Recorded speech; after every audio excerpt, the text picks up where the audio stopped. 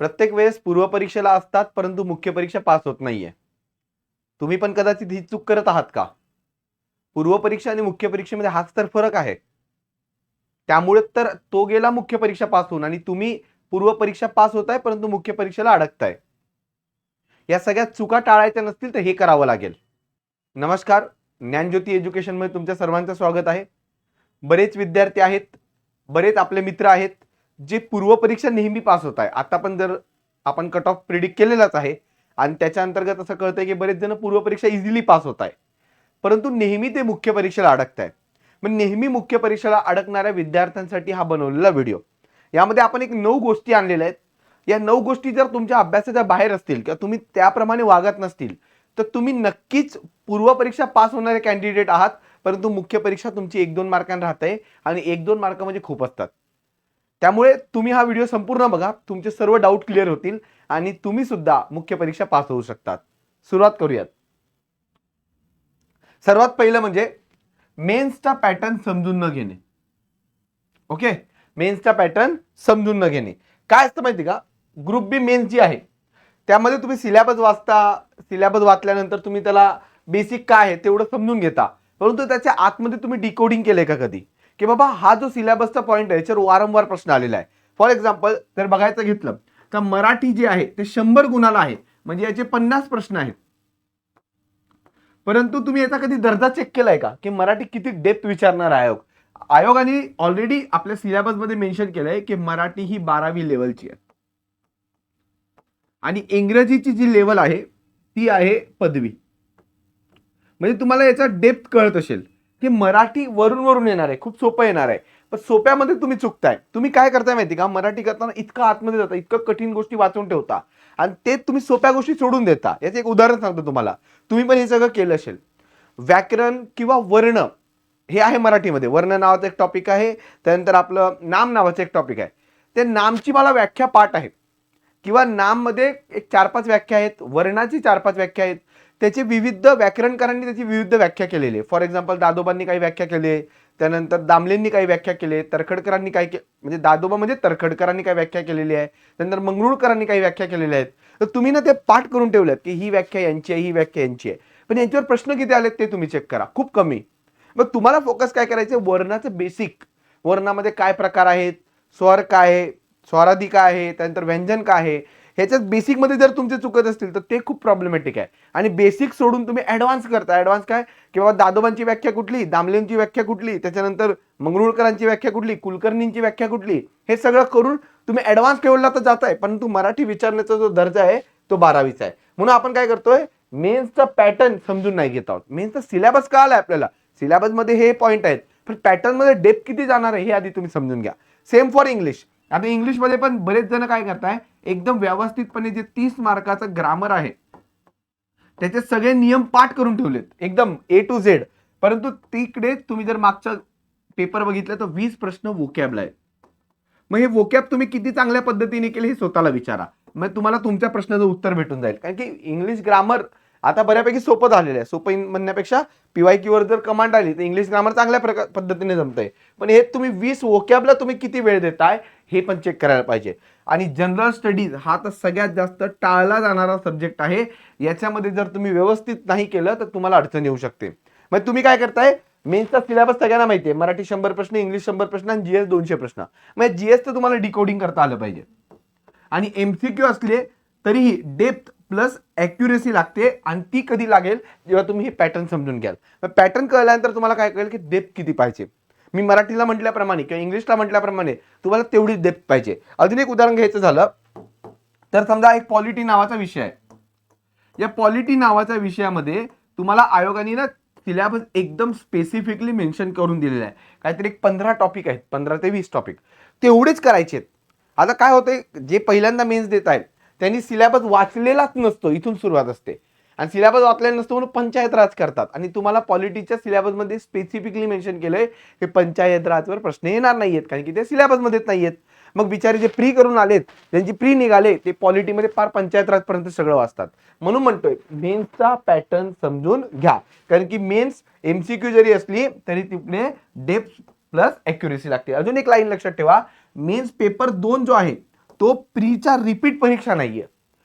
प्रीची repeat परीक्षा असं समजून तुम्ही GS2 वाचतच नाही की पेपर 2 वाचतच नाही. तुम्ही काय कन्सिडर करता की प्रिलिमला मला 70 आलेत, मला सगळं जमतंय. तसं नसतं बाळा. इथं तुम्हाला जर मार्क आणायचे असतील तर ही त्याची रिपीट परीक्षा नाहीये, हे आधी तुमच्या डोक्यातनं काढा. म्हणजे पहिला मुद्दा काय, मेन्सचा पॅटर्न समजून घेणे. मग तुम्ही काय करायला पाहिजे, इकडे तुम्ही इथं आपलं कंबाईन मेन्स जी आहे 2023 ची आणि 2024 ची, याच्यामध्ये ग्रुप बी आणि सी, आणि इथं पण ग्रुप बी आणि सी यांची तर एकच मेन्स झाली होती. तर सगळे पेपर जमा करा. 3-4 पेपर तुम्हाला हाती लागतील आणि त्याला वाचा 3-4 वेळा. मेन्सचा अभ्यास स्टार्ट करायच्या आधी त्याला वाचा. त्यात काय म्हटलंय काय नाही म्हटलंय हे नीट समजून घ्या, म्हणजे तुम्हाला तो पॅटर्न कळेल. जे मी आता बोलतोय तुमच्याकडे की बाबा पंचायत राजवर प्रश्न येत नाहीये, मराठीमध्ये अशा लेवलचे प्रश्न येत आहे, आपली इंग्रजीमध्ये वोकॅबवर जास्त प्रश्न येत आहे, तुमची ही रिपीट परीक्षा नाही, हे सगळं मी कुठल्या कॉन्फिडन्सनी बोलतोय, तर मेन्सचे पेपर मी दिलेत आणि वाचलेत सुद्धा. त्यामुळे म्हणतोय मेन्सचा पॅटर्न आधी समजून घ्या. दुसरा मुद्दा काय याच्यामध्ये, पेपर 2 ला हलक्यात घेऊ नका. खूप नीट हे वाक्य मी एकदम जबाबदारीपूर्वक वापरत आहे. पेपर 2 ला हलक्यात घेऊ नका. काय असतं माहिती का, मेन्सला आपल्याला 4 महिने भेटतात. त्यातलं तुमच्या जर मराठी इंग्लिशच्या बॅच लावल्या तर 2-2 महिने तर याच्यातच जातात मराठी इंग्लिशची बॅच करण्यामध्ये, आणि पुढचा 1 महिना मराठी इंग्लिशला रिवाईज करण्यामध्ये जातात. मग तुम्हाला असं वाटतं की लँग्वेज झालं म्हणजे झालं, कारण की मी प्रिलिम पास झालोय म्हणजे मला खूप जास्त GS येत असेल. ठीक आहे, GS इझी आहे, नो डाऊट अबाउट दॅट, परंतु GS चांगलं आलं पाहिजे. इझी आहे म्हणजे काय, सगळ्यांना 60 येत आहे आणि तुम्हाला पण 60च येत आहे म्हणजे इझी झालं. ओके, परंतु सगळ्यांना 60 येत आहे आणि तुम्हाला पण 60 येत आहे म्हणजे पोस्ट भेटणार नाहीये. पोस्ट भेटायला तुम्हाला GS ला 65+ लागतील. आता तर डायरेक्ट पोरं 70+ टार्गेट ठेवत आहे, कारण की कठीण होत चालल्यात ना गोष्टी. मग पेपर 1 ला 80+ आणि पेपर 2 ला 70+. इथं तरी कुठे तुम्ही जाऊन 150 होतात, आणि आजकाल तर 150 वर पण कुठली गॅरंटी नाहीये. त्यामुळे तुम्हाला मी म्हणतोय की फक्त लँग्वेज झालं म्हणजे जमलं असं काय नसतं. तुम्हाला GS ला मार्क आणावे लागते, आणि GS ला 70+ आणणे म्हणजे ही इतकी सोपी गोष्ट नाहीये. त्यामुळे लँग्वेज सोबतच तुम्हाला GS सुद्धा बॅलन्स करावं लागणार आहे. मेन्स मध्ये लँग्वेज सब्जेक्ट हे गेम चेंजर असतात, परंतु त्याच्यासोबत तुम्हाला काय करावं लागेल, GS ला पण मार्क घ्यावे लागतील. माझ्या ओळखीमध्ये एक मुलगा असा पण आहे जो GS लँग्वेज मध्ये 85 होते, परंतु GS ला त्याला फक्त 50 मार्क आलेले आहेत, आणि याची टोटल 135 होते. 135 म्हणजे कुठेच येत नाही. ओके, त्यामुळे ही गोष्ट लक्षात ठेवा. म्हणजे तुम्हाला इथं बॅलन्स करावं लागणार आहे, आणि इथं तुम्हाला किती मार्क येतात हे जाऊन तुम्ही जर मेन्स दिले असतील तर जाऊन तुमचे मेन्सचे पेपर 2 चे फक्त मार्क्स चेक करा. इथं तुम्हाला एक्सलंट आहेत, परंतु इथं कमी असल्यामुळे तुमची पोस्ट चाललेली आहे. तिसरा मुद्दा म्हणजे काय, GS मध्ये फक्त तुम्ही काय करताय, करंट अफेअर, मॅथ्स आणि सायन्स करून चाललेत. कारण एवढंच केलं म्हणजे झालं. तुम्हाला काय वाटतं, करंट अफेअरचे 10 प्रश्न आहेत, मॅथ्सचे 22 प्रश्न आहेत, आणि सायन्सचे किती प्रश्न आहेत, जवळपास 20 प्रश्न आहेत. म्हणजे हे टोटल तिघं मिळून किती होत आहे, 50च्या आसपास प्रश्न होत आहे. पण तुम्ही हे कन्सिडर करत नाहीये की हे जे विषय आहेत हे आपल्या हातचे आहेत. आणि इथं ठीक आहे, तुमचं चांगलं वाचन आहे म्हणून तुम्ही पूर्व परीक्षा पास झालेत, इतिहास, भूगोल, अर्थशास्त्र, राज्यशास्त्र, इथं तुम्हाला चांगले मार्क येत आहे, मी त्याच्याबद्दल काही शंका नाही घेत आहे. परंतु लक्षात ठेवा, इथं तुम्हाला चांगले मार्क येत आहे ना, तर इथं सगळ्यांनाच येत आहे, सगळ्यांना. इथं काय आहे, तुम्हाला मार्क येत आहे ना, मग इथं सगळ्यांनाच मार्क येत आहे. मग तुम्ही त्यांच्या सोबतच राहाल. आणि इथं पण तुम्ही जो कन्सिडर करताय करंट, सायन्स आणि मॅथ, हे पोरं पण इतर कन्सिडर करणार आहेत. मग तुम्हाला इथं वेगळं काय करायचंय, तुम्हाला इथं वेगळं करायचंय, याची पण रिव्हिजन बसली पाहिजे. किती, किमान 2. मी पुन्हा एकदा बोलतो, किती रिव्हिजन बसल्या पाहिजे, हिस्ट्री, जॉग्राफी, पॉलिटी, इकॉनॉमिक्स, याला लाईटली घेऊन चालत नाही. किमान 2 रिव्हिजन बसल्या पाहिजे, तेव्हा तुम्हाला या पुढच्या गोष्टी करायला जमणार आहेत. आणि त्याच्यासोबत तुम्ही करंट अफेअर, मॅथ्स आणि सायन्स वाचतच आहात असं मी कन्सिडर करत आहे. आणि जर हे सुद्धा वाचत नाहीये किंवा याला सुद्धा तुम्ही ग्रँटेड घेत आहात, तर तुम्ही मराठी इंग्लिशमध्ये 85+ आणणार आहात, परंतु तिकडे तुम्ही GS ला कमी आणले तर तुम्ही पोस्ट पासून बाहेर पडता. म्हणून GS ला जर 70 आणायचे असतील तर हे तर तुमचं चालूच असलं पाहिजे, त्याच्यासोबत याच्या 2 मिनिमम रिव्हिजन झाल्या पाहिजे. तुम्ही जितक्या मेन दिल्या असतील जाऊन चेक करा की तुमचं मागचं कसं अनुभव आहे, तुम्ही खरंच याला एवढा वेळ दिला होता का, आणि नव्हता दिला म्हणून तुम्ही या पेपरमुळे तर कदाचित मेन्स मधनं बाहेर नाही पडलेत ना. कारण की इथे बघा, करंट प्लस स्टॅटिक तरच GS कंप्लीट होणार आहे. मग करंट करा, त्याच्यासोबत स्टॅटिक GS, हे 4 विषय चांगले करा, तर तुमचं GS कंप्लीट होणार आहे. पुढे कन्सेप्ट पेक्षा फॅक्ट पाठांतर. आता इथे काय होतं माहिती का, तारका पाठ आहेत, कलम पाठ आहेत, आकडे पाठ आहेत, सगळं पाठ आहे, परंतु मेन्सचे जे MCQ असतात ते मोस्टली कन्सेप्ट बेसवर असतात. मग तुम्हाला कन्सेप्च्युअल अंडरस्टँडिंग आली पाहिजे. कन्सेप्च्युअल अंडरस्टँडिंग कशी येणार? तुम्ही जे करताय ते व्यवस्थित समजून घ्या. सगळ्याच गोष्टी पाठ करून चालत नाही. तुमच्याकडे अशी कुठली तरी पुस्तकं असतील जे फक्त नोट्स स्वरूपात आहे आणि त्या फक्त नोट्स तुम्ही वाचताय, तर तुम्ही कुठेतरी चुकीचं करताय. कारण की नोट्स वाचून तुमचं पाठांतर झाल्यावर फक्त पूर्व परीक्षा निघू शकते, मुख्य नाही निघत. का? कारण की मुख्यला तुम्हाला कन्सेप्च्युअल बेस आधी लागतो. काही प्रश्न असे असतात जे जर कन्सेप्ट नाही केलं तर तुम्हाला ते इलिमिनेशन होत नाही आणि तिथे तुमच्यापेक्षा इतर जो तुमचा मित्र असतो तो कन्सेप्च्युअल अंडरस्टँडिंग ठेवून प्रामुख्याने इकॉनॉमिक्स आणि पॉलिटी मधले प्रश्न तो इलिमिनेट करत असतो. म्हणून तुम्हाला मी म्हणतो की फक्त तारखा कलम आणि आकडे पाठ करून गोष्टी होत नाही, तुम्हाला कन्सेप्च्युअल अंडरस्टँडिंग पाहिजे. म्हणून तुम्ही जर कुठल्या तरी नोट्स वाचून जर तुमची पूर्व परीक्षा निघाली असेल तर उत्तमच, परंतु तुम्हाला जर मुख्य परीक्षा पास व्हायची असेल तर आपल्या पॉलिटीसाठी जर आपण एखादं पुस्तक सजेस्ट करायचं म्हटलं तर लक्ष्मीकांत तुम्हाला कंपल्सरी वाचायला पाहिजे. म्हणजे कुठलंही नोट्स वाचून पॉलिटीमध्ये आता जरी तुम्हाला 12, 13, 14 आले असतील तर आताचा पेपर पूर्वचा तुलनेत सोपा असतो, परंतु मुख्यला ते जरा डेप्थ जातात आणि जर डीप गेले तर तुम्हाला कन्सेप्च्युअल अंडरस्टँडिंग पाहिजे. म्हणजे रेफरन्स ऑथेंटिक बुक आहे तेच वाचून परीक्षा पास व्हायचंय. म्हणजे तसं नाही म्हणत आहे मी की पासच नाही होऊ शकत तुम्ही, परंतु तुम्हाला जरा चांगला कॉन्फिडन्स येतो की माझा आवाका मोठा आहे आणि आवाका जर मोठा असला तर इलिमिनेट करायला सोपं होतं आणि इलिमिनेट जर झाले तर तुमचे उत्तरापर्यंत जाता आणि उत्तरापर्यंत गेले तर पोस्ट मिळते. पुढे मॉक टेस्ट न देणे. हा, आता हे काही जण आहेत बिचारे, अभ्यास पूर्ण झाल्याशिवाय मी टेस्ट देणार नाही. आता काय चालू आहे महिना? जानेवारी महिना चालू आहे. ते काय विचार करतात, मी आता मॉक टेस्ट कधी लावीन? मे मध्ये परीक्षा असल्यामुळे मी कधी लावीन?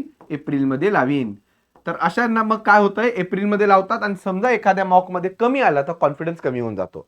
मग त्यांच्यासाठी सांगू इच्छितो की तुम्ही मॉक टेस्ट कधी लावायला पाहिजे? मार्च मध्ये स्टार्ट करून टाकायला पाहिजे. का स्टार्ट केलं पाहिजे? कारण की मॉक टेस्ट फक्त स्कोर बघणे हे नसतं. मॉक टेस्टमध्ये तुम्हाला पहिले तर वेळेचं नियोजन, टाइम मॅनेजमेंट करावं लागतं. टाइम मॅनेजमेंट हा सगळ्यात मोठा की पॉइंट आहे कंबाईनसाठी. कारण की तुम्हाला किती नॉलेज आहे हे इथं बघितलंच जात नाहीये, तुम्ही किती फास्ट आहात हे बघितलं जातं. आणि त्या फास्ट सोबत तुम्हाला काय लागणार आहे? ॲक्युरसी लागणार आहे. ॲक्युरसी म्हणजे तुम्ही किती ॲक्युरेट आहात त्या ठिकाणी. तुम्ही एक तर निर्णय पटकन घेता आणि दुसरं तुम्ही किती ॲक्युरेट आहात. तिसरं काय? नेगेटिव्ह मार्किंग हँडलिंग तिकडे तुम्हाला जमली पाहिजे. म्हणजे मला कुठला प्रश्न सोडायचा आहे आणि कुठला प्रश्न म्हणजे अटेम्प्ट करायचा आहे हे तुम्हाला तिकडे कळलं पाहिजे. आणि ते कसं कळणार? मॉक टेस्ट देऊन. आणि चौथं, रिअल टाइम एक्झाम टेम्परामेंट जे आहे ते सुद्धा तुमचं मॉक मध्ये होतो. मग अशा कुठल्या तरी मॉक लावा जे कुठेतरी एक्झाम हॉलमध्ये होत आहे, त्या तुम्हाला जास्त बेटर राहणार आहे. काही जण आता शाळा घेऊन ते मॉक टेस्ट करतात, तशा तुम्ही केल्या पाहिजेत. का? कारण की तुम्हाला तिकडे ते फील होतं की मी ही एक्झाम अशा ॲटमॉस्फिअरमध्ये देणार आहे. मग तुम्ही ते एवढ्या मॉक देता ना की तुम्ही डायरेक्ट ॲक्च्युअल पेपरमध्ये पण मॉक सारखं फील घेऊन एकदम फ्री प्रेशरने तुम्ही ती परीक्षा देता येतात. म्हणजे मॉक टेस्ट म्हणजे एक प्रकारे काय? तुमच्या अभ्यासाचा आरसा. मग तो जर तुम्ही आरसा जर एप्रिल महिन्यात बघायला गेले आणि मे मध्ये तुमची परीक्षा असेल तर तुम्हाला ते व्यवस्थित स्वतःचा अनालिसिस करता येणार नाहीये. उलट तुम्ही फेब्रुवारी मार्च पासून मॉक चालू करायला पाहिजे. ठीक आहे, काही वेळेस स्टार्टिंगला तुम्हाला मॉकला कमी मार्क्स येतील, पण तुमचा जो ग्राफ आहे तो ग्रॅज्युअल इम्प्रूव्ह होईल आणि ग्रॅज्युअल इम्प्रूव्ह झाला की तुम्हाला तो कॉन्फिडन्स येतो. म्हणून मॉक आधी स्टार्ट करायचं आणि एप्रिल महिन्याच्या 15 तारखेपर्यंत किंवा एप्रिलच्या एंड पर्यंत तुमच्या इतक्या मॉक झाल्या असतील की तुम्ही त्या मॉक रिवाइज केल्या पाहिजे. मग मॉक जर तुम्ही लेट चालू करताय तर तुम्हाला रिवाइज करायला वेळ कधी भेटणार आहे? म्हणून मॉक थोडंसं आधी स्टार्ट करा. पुढे रिव्हिजन स्ट्रॅटेजी नसणे, नवीन नवीन नोट्स बनवत राहणे. एक उदाहरण सांगतो. माझा एक मित्र होता, मेन्सला होता आणि मेन्सच्या 15 दिवस आधी त्याला कुठलं तरी एक भारी पुस्तक भेटलं कुठल्या विषयाचं? रिमोट सेन्सिंगचं. आणि तो ते रिमोट सेन्सिंगचं पुस्तक 15 दिवस आधी वाचतोय. म्हणजे हे काय झालं? नवीन नवीन नोट जे भेटतात ना ते नवीन घ्यायचं. हे खूप चुकीची पद्धत आहे. का माहिती का? एक बुक लिस्ट आजच फिक्स करा. आजच. आता मी जेवढा मेन्स देतो त्याच्यामध्ये बुक लिस्ट दुसऱ्या तिसऱ्या दिवशी जेव्हा मला कळतं की आपण मेन्सला बसणार आहोत त्या दिवशी फिक्स करून टाकतो की बाबा एवढंच वाचणार आहे आणि याच्या पलीकडे जायचंच नाही. याच्या पलीकडे जायचंच नाही. कितीही भारी मटेरियल द्या, पण बुक लिस्ट फिक्स करताना कुठल्या तरी एक्सपर्टला विचारा. असं नाही की तुम्ही तुमच्या मनाने काहीतरी फिक्स करताय. तुमचे 2-4 मित्र ज्यांनी मेन्स दिल्यात आणि त्यांनी चुका केलेल्या आहेत या सगळ्या, त्यांना विचारा की आपण काय केलं पाहिजे. मग समजा इंग्रजीचं इंग्लिश विषय, इंग्लिश ग्रामरला तुम्हाला 3 पुस्तकं लागणार आहे. एक पुस्तक लागणार आहे बेसिक ग्रामरसाठी, दुसरं पुस्तक लागणार आहे वोकॅबसाठी आणि तिसरं पुस्तक लागणार आहे इंग्लिशच्या PYQ साठी. मग याच्यासाठी तुमची 3 पुस्तकं रेडी असली पाहिजे आणि हीच पुस्तकं शेवटपर्यंत वाचायची.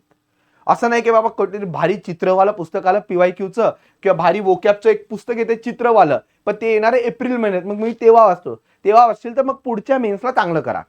इथपर्यंत गोष्टी जातात. म्हणून नवीन नवीन नोट्स बनवत राहणं ही चुकीची स्ट्रॅटेजी आहे. मग काय करेक्ट अप्रोच आहे?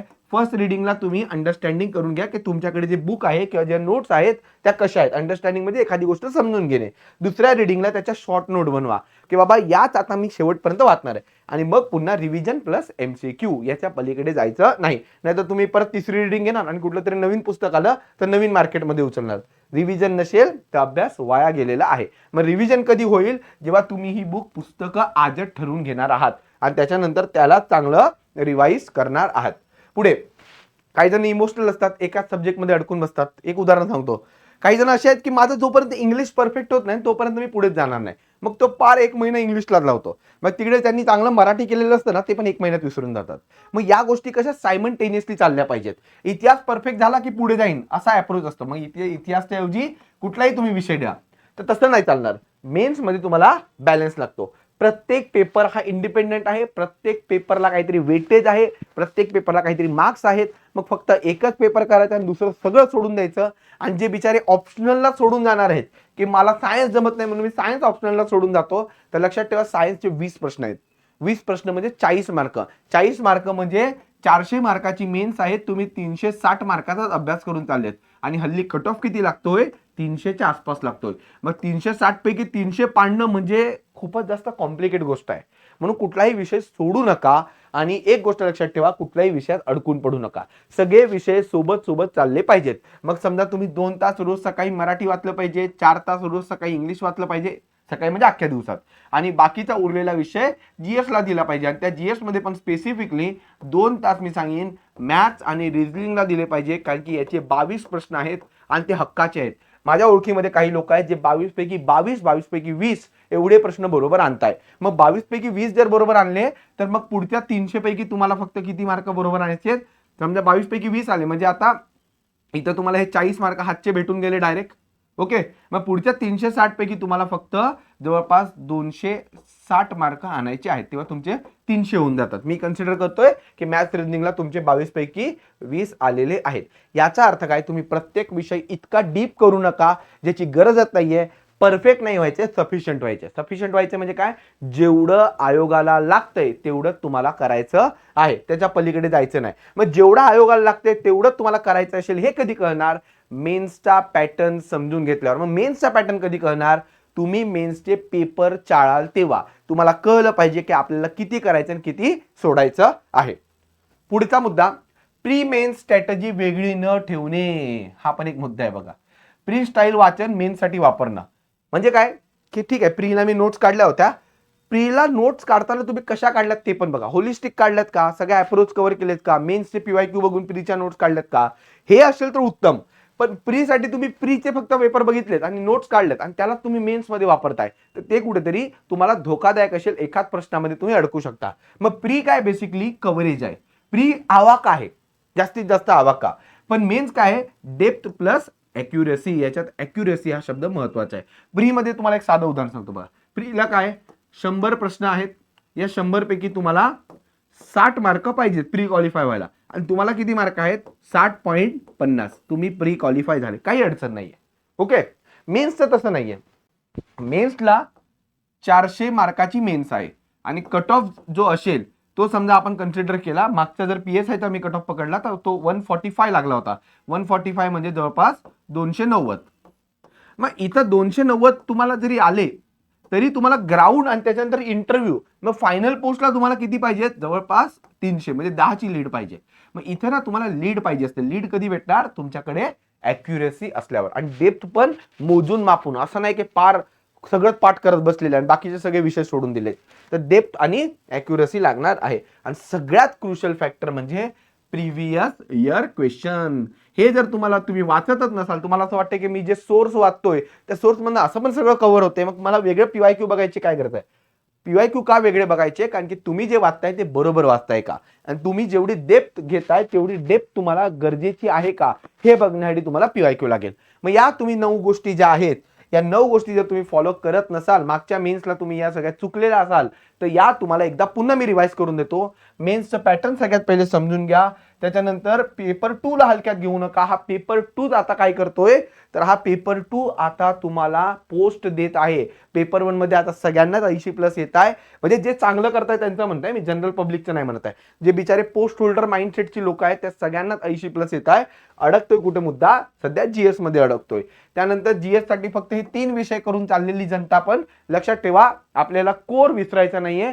कोर मध्ये जर चुकले ना तर मेन्स नंतर खूप वाईट वाटतं. तुमचा पॉलिटीचा इझी प्रश्न चुकला ना तर खूप जास्त वाईट वाटतं. हे मी तुम्हाला माझ्या वैयक्तिक अनुभवावरून पण सांगतोय. त्यामुळे कोरला टाळू नका. पुढे कन्सेप्ट पेक्षा फॅक्ट पाठांतर वगैरे पेक्षा थोडंसं कन्सेप्ट समजून घ्या, ते तुम्हाला जास्त गरजेचं आहे. मॉक टेस्ट देत राहायला पाहिजे. मॉक टेस्ट देत नसाल, कमी स्कोरला जर घाबरत असाल तर तुम्ही ऑलरेडी मेन्सच्या भीतीमध्ये अडकलेले आहात हे समजून घ्या. मग काय करायचं, जितकं तुम्ही मॉक देणार तितका तुमचा कॉन्फिडन्स बूस्ट होणार आणि मार्क्स ग्रॅज्युअल वाढले पाहिजेत. अचानक तुम्हाला असं नको व्हायला मराठी इंग्लिशला 85 आले मग पुढच्या पेपरला 60 आले, परत 85 आले परत 60 आले. हे जर झालं तर काहीतरी मिस्टेक होते असं समजा. ठीक आहे, तर असे तुमचे मार्क्स वाढले पाहिजे, ग्रॅज्युअल इम्प्रूव्हमेंट पाहिजे. आणि रिव्हिजन स्ट्रॅटेजी तर खूप गरजेची आहे. हेच अप्रोच ठेवा, शॉर्ट नोट काढा किंवा ज्यांनी ऑलरेडी काढले असतील त्यांना खूपच चांगला ॲडव्हान्टेज आहे. एका सब्जेक्टमध्ये अडकून बसू नका. त्याच्यानंतर प्री मेन्सची स्ट्रॅटेजी वेगळी ठेवा. मेन्सला थोडंसं डेप्थ आणि ॲक्युरेसी लागते, तेवढं भान ठेवा आणि PYQ चांगलं करा. शेवटी एकच वाक्य सांगेन, मेन्स ही एक प्रकारची मॅरेथॉन आहे. प्रिलिमला तुम्हाला 60 कट ऑफ लागलाय, 60.50 काढले तरी काय अडचण नाही, पण मेन्स ही मॅरेथॉन आहे. आणि या मॅरेथॉनमध्ये जो शांतपणे योग्य नियोजनाने आणि चुका टाळून धावतो तोच शेवटी सिलेक्शन होतं. आणि हे 2 गोष्टी महत्त्वाच्या, एकदम शांत असलं पाहिजे आणि नियोजनबद्ध असलं पाहिजे. खूप जास्त प्रेशर असतं मेन्सचं, कारण की तुम्ही जर अभ्यास करत नसाल तर तुमच्या बाजूवाला अभ्यास करत असतो. एवढं गोष्टी लक्षात ठेवा. मग मेन्सला तुम्हाला शांत राहा. काही जणांना खूप प्रेशर होतं. इव्हन काही जण मेन्सचा पेपर देताना त्यांना इतकं प्रेशर येऊन जातं की सोप्या सोप्या गोष्टी ते मेन्समध्ये चुकवतात. का? याच्या मागं त्यांचं नियोजन चुकलेलं असतं. मग तुमचं जर नियोजन योग्य असेल तर तुम्हाला मेन्स एकदम शांततेत देता येतं. आणि नियोजन करायला तुम्ही मागच्या मेन्सला काय काय चुका केल्या त्या एकदा चेक करायला पाहिजे आणि त्याच्यानंतर तुम्ही या मेन्ससाठी चांगली स्ट्रॅटेजी बनवायला पाहिजे. आणि एक गोष्ट पुन्हा एकदा सांगू इच्छितो की मेन्ससाठी काय बुक वाचणार आहे हे पहिल्या दिवशी फिक्स करा आणि त्याच्या पलीकडे मग वेगळं कोणी किती भारी येऊन सांगितलं तरी ते बदलू नका. आणि जर काय अडचण असेल तर तुम्ही ज्ञानज्योतीला आम्हाला कॉल करू शकता किंवा खाली कमेंटमध्ये सांगू शकता. धन्यवाद.